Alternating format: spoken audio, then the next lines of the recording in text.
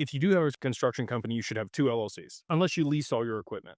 If you lease all your equipment, then you're just going to have the service company. Doesn't matter. Whatever service company should be leasing the equipment, because if anything bad happens and it's above the insurance that you cover, what your insurance covers you for, somebody's going to be able to come after you for the other assets inside that corporation. If it's a service company and you're leasing the assets from your holding company, they can't come after these assets in the holding company because they're a separate company and you have limited liability with the service company. So ideally, you don't have digital assets in either one. For sure, not the service company, maybe the holding company as a treasury, but ideally it's segregated into its own LLC, separate of other stuff, just like real estate. Like you wouldn't hold real estate in the same LLC as your operating company, because again, if somebody sues you or somebody falls on the property or anything happens, that property can then be taken in a lawsuit. So you want to limit that liability. So personally, I would parse that out. I would segregate it. And if you don't have your assets separated from your service company today, I would highly recommend working with an estate planner or a tax attorney to structure that appropriately to be able to mitigate the risk of loss of those assets. If you do have heavy equipment, obviously you're getting, the Section 179 deductions. You're able to write that off, which is awesome. But